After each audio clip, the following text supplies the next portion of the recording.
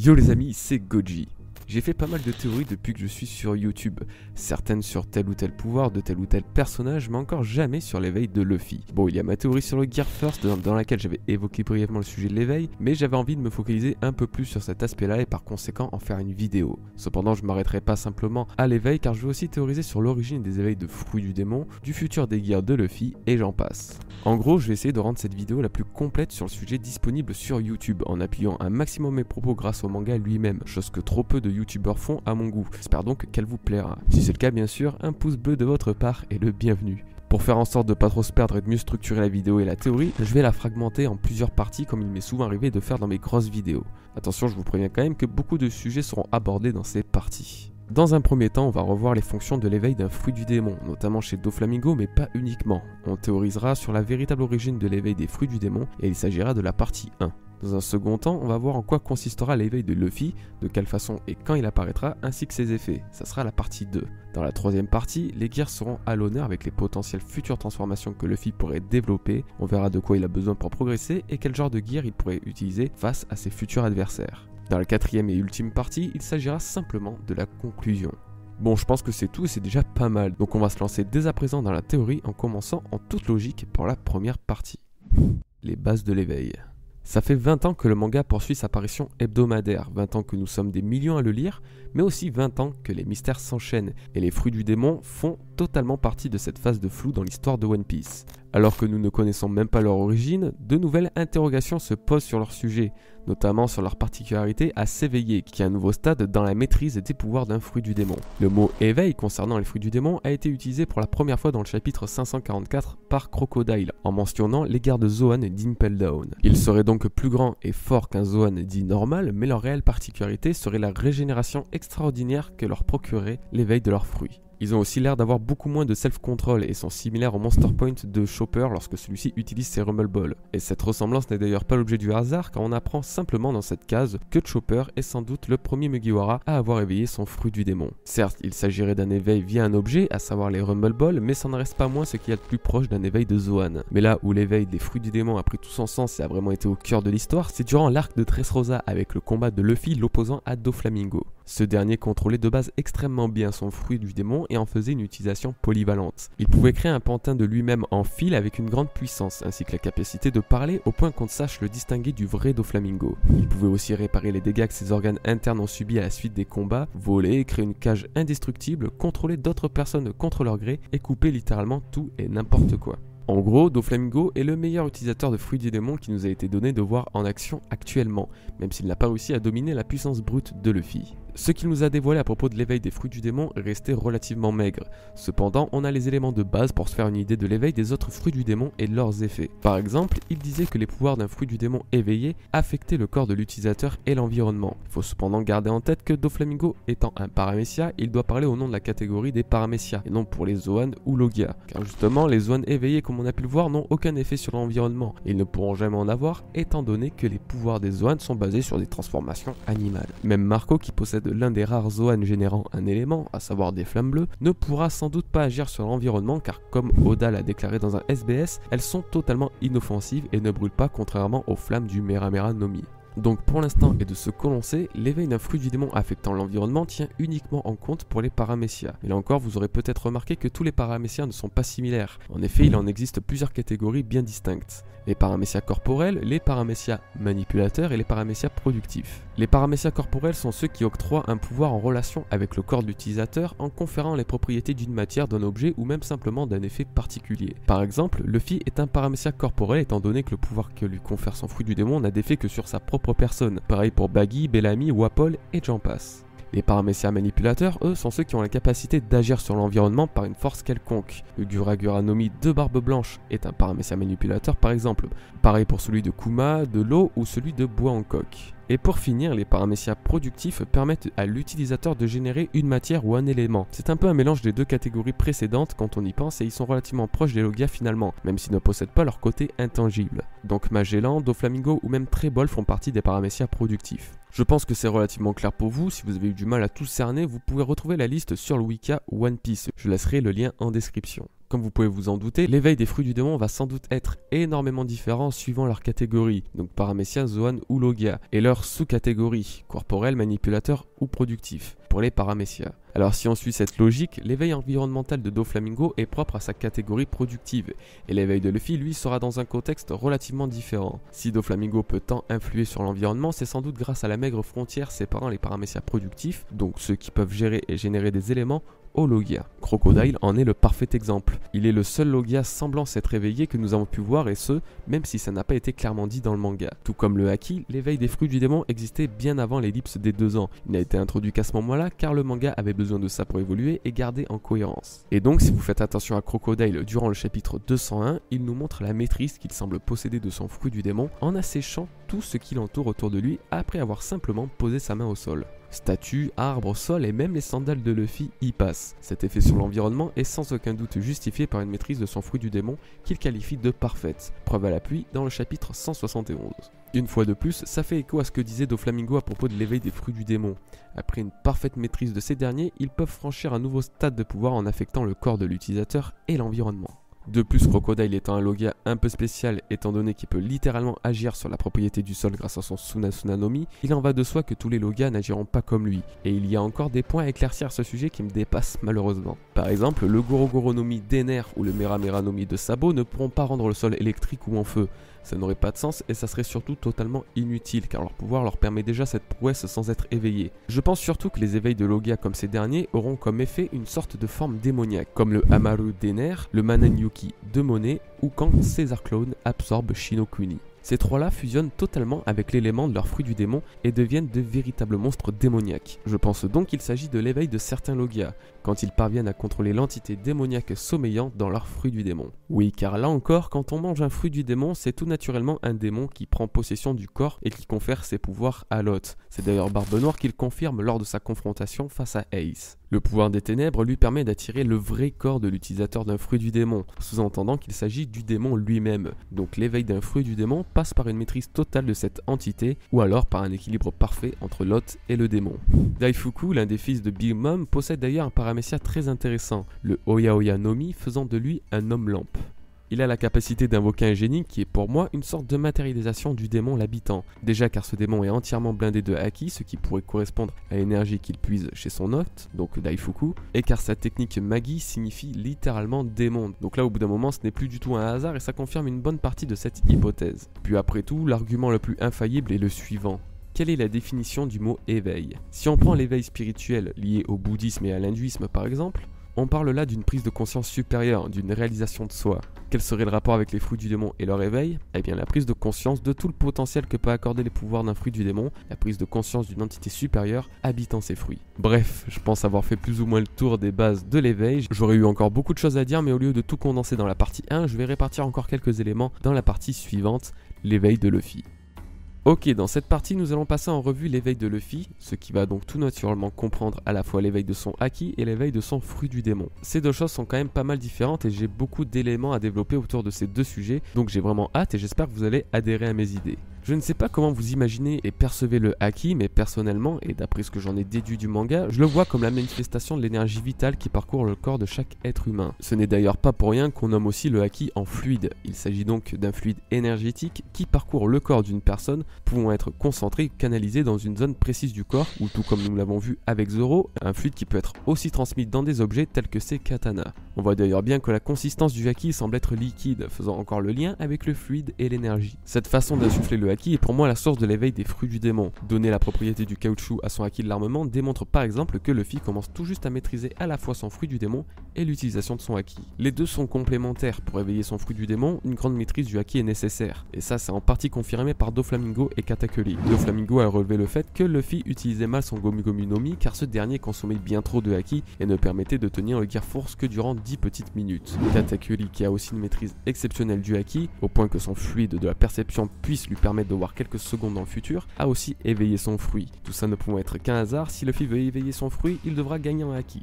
Je me suis donc dit que si le haki a une si grande place dans l'éveil des fruits du démon, c'est peut-être qu'il est nécessaire d'en posséder une grande quantité pour utiliser ce genre de pouvoir. En fait, le haki se développe à mesure que la personne en question prend de la force. Luffy par exemple a énormément gagné en haki entre Jaya et Impel Down et c'est Barbe Noire lui-même qui a soulevé ce point. Nous dévoilons donc indirectement que le haki peut se mesurer, il peut augmenter et en augmentant cela augmente tout naturellement la puissance. Oui, comme le ki dans Dragon Ball par exemple. D'autant plus que Barbe Noire n'est pas le seul à parler du haki de Luffy comme d'une source d'énergie. Sander Sonia, l'une des sœurs de Boa Hancock, a elle aussi confirmé qu'il possédait une énorme quantité de haki mais qu'il ne savait malheureusement pas encore le contrôler.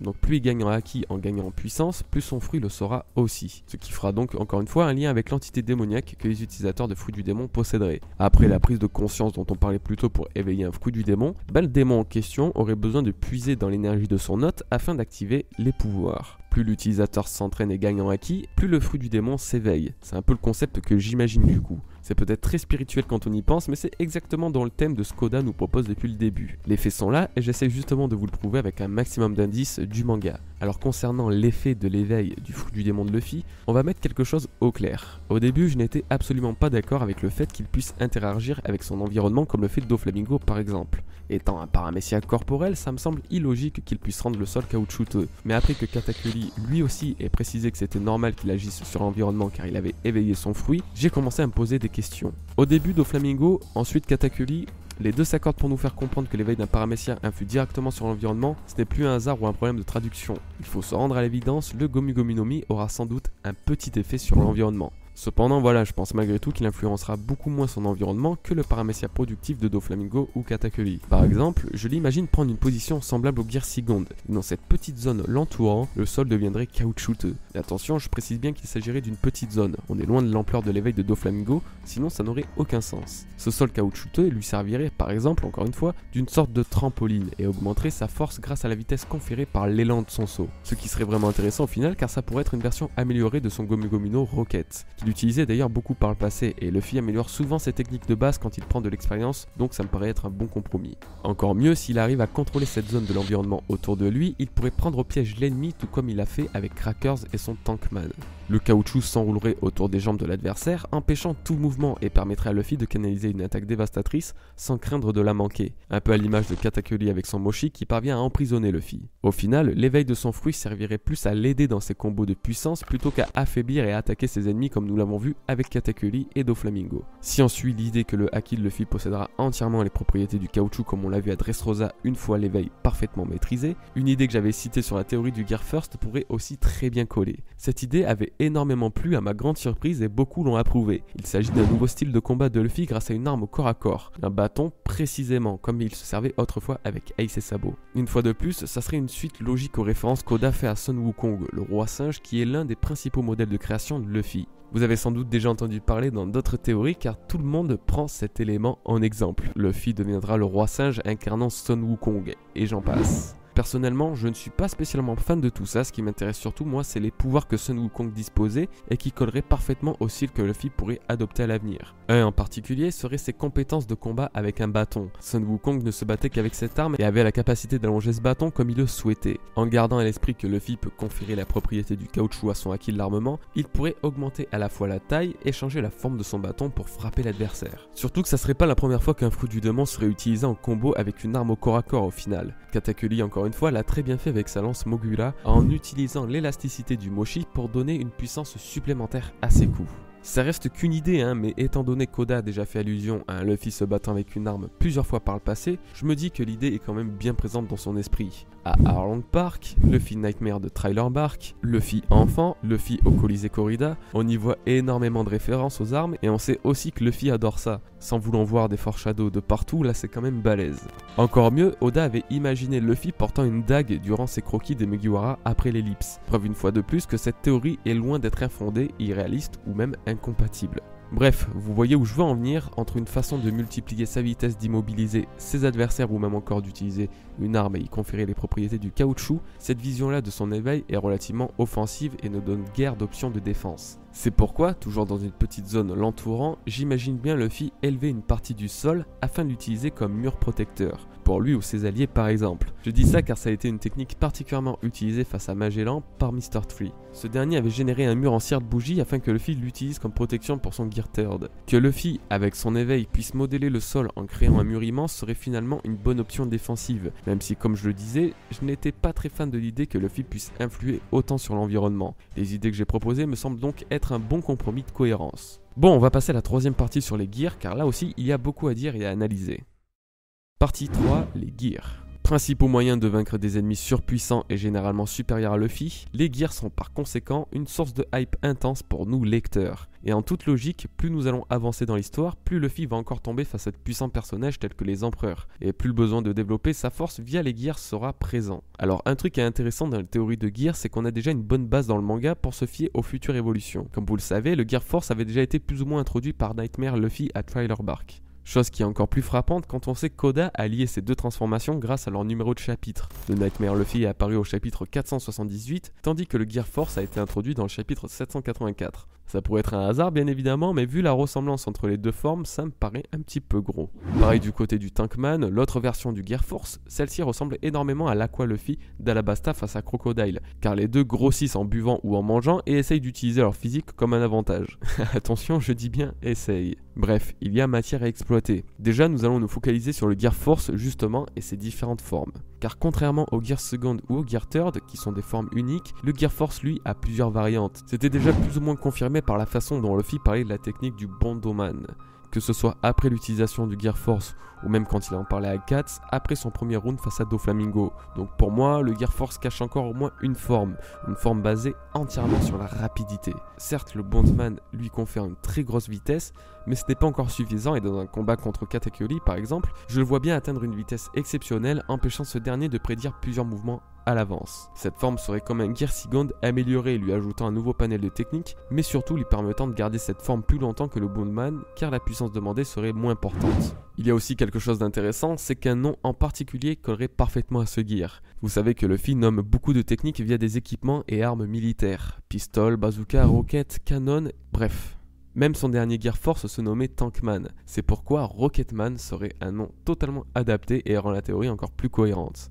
Cette forme pourrait donner naissance à une technique comme le Spring Hooper de Bellamy. D'ailleurs, l'anime de One Piece avait eu cette idée, malheureusement ça n'a pas encore été adapté dans le manga, mais Oda peut encore très bien recycler cette technique avec un éventuel Rocketman. Bon, concernant le Gear 5 et non le Gear 5, faut pas confondre, je pense que le full acquis de l'armement sera quasi obligatoire. Sinon, je vois vraiment pas pourquoi l'intégrer si ce n'est que pour le limiter à deux antagonistes que très peu exploités. Je parle bien évidemment de Vergo et Pika. Je pense qu'à l'avenir, les personnages ne possédant pas le acquis intégral seront ceux qui laisseront une trop grande faiblesse exploitable par l'ennemi. Admettons que Luffy l'utilise. Il ne sera plus autant sensible aux épées qu'il est actuellement, et quand on voit que Crackers parvient à entailler le bras de Luffy en Gear Force, on se dit qu'il a encore pas mal de progrès à faire. Puis au final, Luffy n'est pas si loin du acquis intégral. Encore une fois, le Gear Force recouvre au moins 80% de son corps de acquis de l'armement. Peut-être que c'est d'ailleurs son niveau de maîtrise du acquis. Peut-être qu'après avoir maîtrisé parfaitement son acquis à 100%, le prochain Gear 5 de Luffy lui donnera un acquis de l'armement intégral. Plus de faiblesse des armes blanches et une quasi-imperméabilité aux coups physiques vu que son acquis aura la propriété du caoutchouc. Puis d'un côté, si on considère le Nightmare Luffy comme un foreshadow au Gear Force, il faut se rendre compte qu'il est entièrement bleu. Et sachant que le haki peut avoir une couleur différente suivant l'utilisateur et la maîtrise qu'il en fait, peut-être que le haki intégral de Luffy sera plus dans les tons mauve bleu que noir. Dans tous les cas, il est clair que le haki aura une place encore plus importante à l'avenir. Même Katakuri disait que des choses dépassaient le haki de l'armement, et on a bien vu que son propre haki de l'armement a été supérieur à celui de Luffy. Si Luffy veut faire face aux empereurs qui eux-mêmes auront un haki démesuré, il va devoir dépasser ses limites et revoir toute sa maîtrise de haki apprise durant les 2 ans. Pareil pour les futurs gears, en améliorant la partie haki, il va tout logiquement améliorer l'effet de ses gears et les rendra plus fiables ou plus puissants. La conclusion. Bon et bien écoutez les amis, cette vidéo touche à sa fin. Il me semble que c'est quand même pas mal tout ça en termes de théorie, j'avais vraiment peur de la faire et je me suis donc lancé un vrai défi.